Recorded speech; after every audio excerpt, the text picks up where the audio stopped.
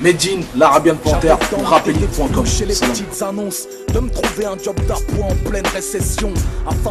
J'avais envie de donner une seconde vie à l'album Arabian Panther, pour tous ceux qui ne l'ont pas encore, pour ceux qui ne l'ont pas écouté. Et comme je continue à le défendre sur scène, la réédition elle s'impose un peu de façon naturelle, quoi. Et puis j'avais envie de donner 3 inédits que j'avais sous le coude, que je voulais faire absolument pour compléter le propos. Et dans cette édition collector, on pourra retrouver quoi? Édition collector, on retrouve un maxi inédit qui s'appelle On peut tuer un révolutionnaire mais pas la révolution, avec 3 titres dedans, Candidat libre, Sister Act et Libre arbitre. Et puis un t-shirt et bien sûr l'album Arabian Panther. Okay. Et au niveau de ton nouvel album, t'as fait dessus? Pas vraiment, en fait, comme je fonctionne un peu à l'envers de mes confrères du rap, c'est-à-dire que je trouve d'abord les thèmes, je suis dans la phase de réflexion des thèmes, etc. Je me documente un peu sur chaque thème pour mesurer et puis donner de l'épaisseur à mon propos. Musicalement, on va essayer de se mettre en danger un peu, peut-être pas sur la totalité il a des morceaux, mais on va essayer de se mettre un peu en danger. Je vous rassure, je vais pas partir dans du dirty, super dansant et tout, etc. Non, je vais rester, je pense, dans du rap assez classique mais expérimental. C'est-à-dire que je vais un peu changer, au lieu de rapper tout le temps sur des violons, piano, essayer de rapper un peu sur des guitares, sur ce genre de choses-là. Et essayer de varier un peu les instruments, essayer de varier un peu les BPM du beat, essayer de rapper plus lentement, de façon peut-être plus accélérée. Je sais que sur la forme, j'ai encore une étape à passer. Je vais me challenger dessus et d'ailleurs l'équipe de réalisation Salsa Proof de Dean Records vont me challenger là-dessus aussi. Ok.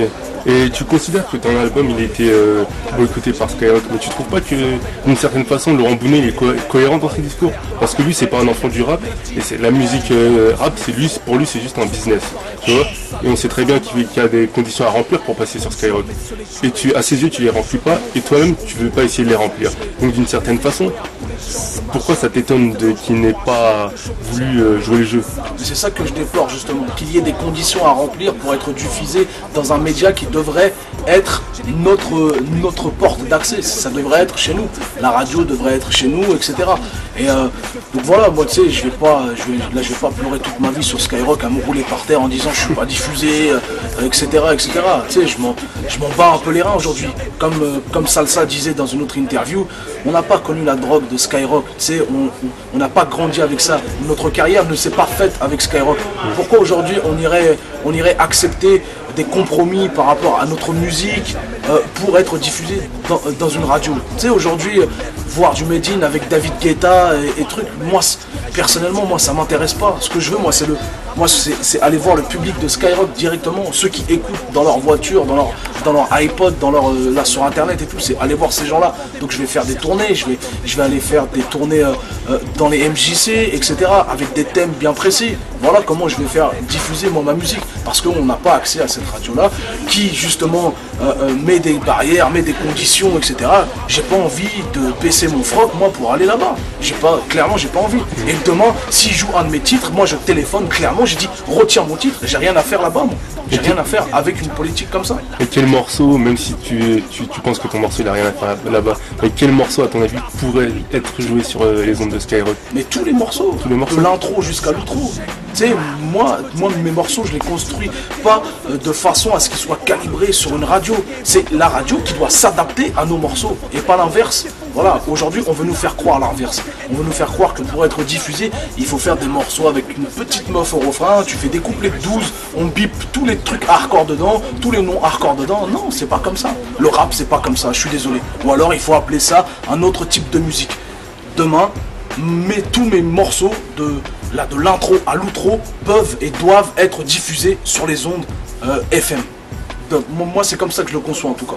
Oui, mais d'une certaine façon c'est comme un peu un jeu. On sait très bien qu'il impose ses conditions et si on s'y plie pas comme toi, tu sais très bien que tu vas être mis à l'écart. Mais s'il est un peu sur son terrain, je sais pas si tu vois ce que je veux dire. Bien sûr qu'il est sur son terrain, tout le monde lui donne du pouvoir. Tout le monde donne du pouvoir à Skyrock, les maisons de disques, les rappeurs eux-mêmes donnent du pouvoir à Skyrock. Moi j'ai pas envie. j'ai pas envie d'être un petit béni oui monsieur, est-ce que tu veux bien jouer mon son, monsieur? Oui, est-ce que tu veux bien? Attends, là c'est pas bon, là ça te plaît pas? Attends, je vais retourner en studio, je vais faire un petit refrain un petit peu plus dansant. Attends, je vais doubler le pont, je vais faire un drop, etc. Non, j'ai pas envie de faire ça. De toute façon, à ton niveau, il t'apporterait rien. Personne n'a à me reprocher ma musicalité, etc. Les gens qui peuvent me conseiller, c'est des gens du rap, c'est des gens de mon équipe, mais c'est certainement pas Skyrock ou une maison de disques qui va me dire retourne en studio, faut que tu fasses des morceaux plus musicaux, faut que tu fasses des choses un petit peu plus dansant, mon cul sur la commode. Non, je veux pas de ça. Moi, j'ai une ligne directrice, j'ai une musicalité. Si vous voulez un autre type de musique, allez signer un autre type d'artiste. Si vous voulez un autre type de musique dans votre radio, diffusez un autre type d'artiste, mais pas moi. Tout simplement parce que j'ai pas envie de faire des concessions pour un média. C'est le média qui est au service de l'artiste. C'est pas l'artiste qui est au service du média. Et de plus en plus, les rappeurs, il faut le dire clairement, il y a des gens qui s'abaissent devant lui. Oui, monsieur, oui, c'est toi le chef, c'est toi le colon. Non, ça se passe pas comme ça. Moi, je suis désolé, j'ai de l'orgueil, j'ai de l'amour propre.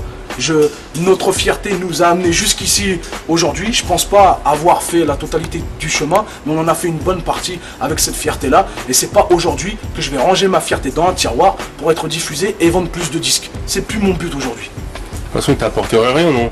Franchement, il y aurait pas une grosse différence que tu passerais sur Sky ou pas. En plus, qu'est-ce que ça fait aujourd'hui d'avoir un titre en airplay ou bien d'avoir un Planète Rap? Ça fait plus grand chose aujourd'hui. On l'a vu avec beaucoup d'artistes qui se sont cassés la figure.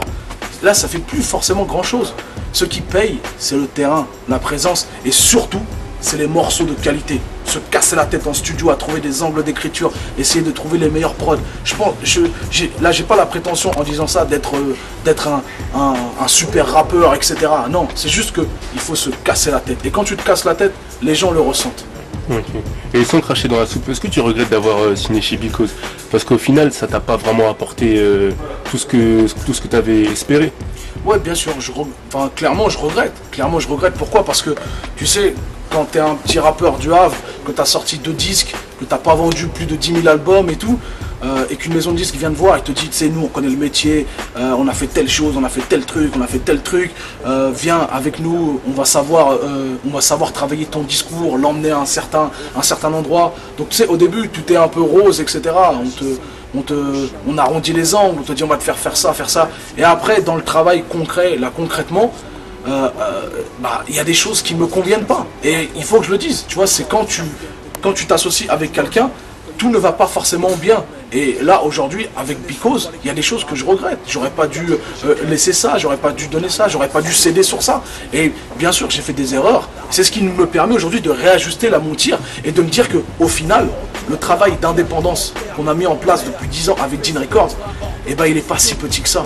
En réalité, les gens qui travaillent dans Dean Records sont autant, voire plus compétents que certains qui travaillent même au sein des maisons de disques en tant que chef de projet, en tant que directeur artistique, etc. Chez Dean Records, on a des compétences et on entend bien continuer à les développer. Donc voilà, on a fait des erreurs stratégiques, on va appeler ça comme ça. Je pense pas avoir fait des erreurs artistiques avec l'album Arabian Panther. J'ai renfoncé le clou de ce que je savais faire avec l'album 11 septembre et Djihad.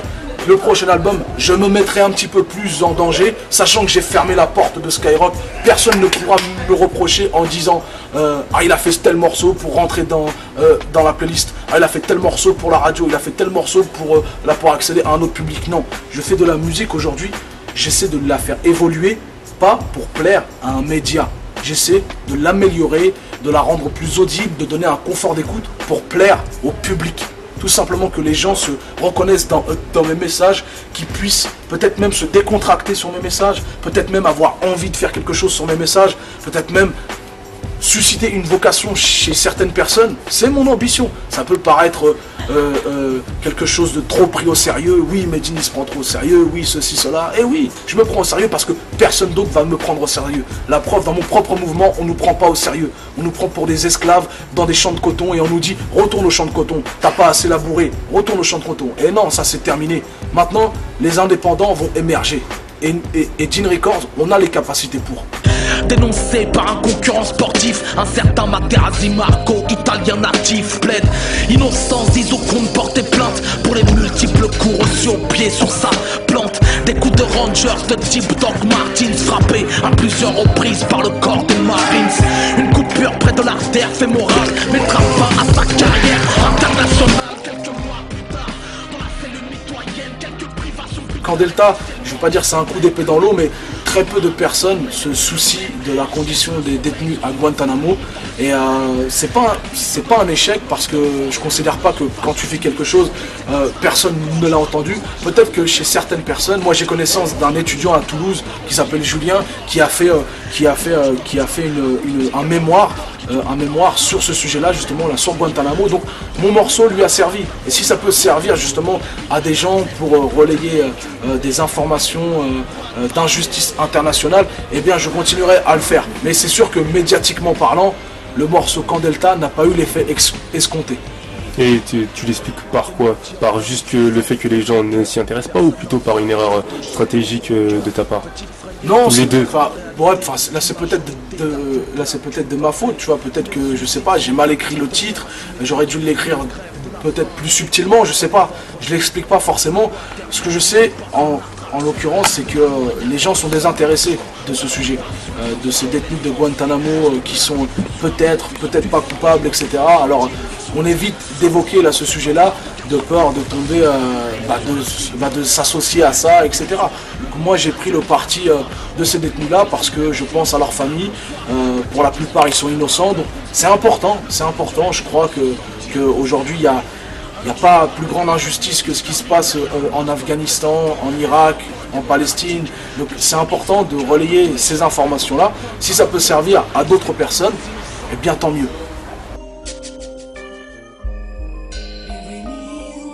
Alors l'identité nationale, c'est une grande mascarade. Est-ce que tu penses que c'est un vrai débat ou un faux débat? Non, pour moi c'est de la pure poudre aux yeux, ce débat-là. On est en pleine campagne électorale, c'est de la pure poudre aux yeux. C'est pour racoler les voix chez le Front National que l'UMP fait ça. C'est de la pure poudre aux yeux, il faut le dire clairement. De ce débat, qu'est-ce qui va ressortir là de ce débat?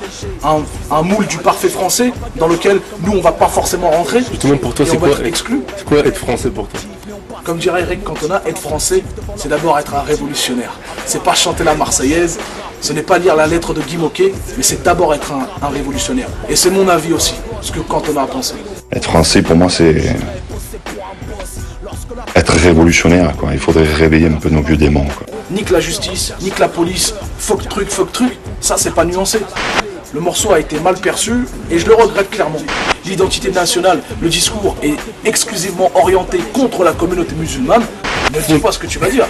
Tu peux pas dire que fondamentalement l'islamophobie, c'est quelque chose de normal.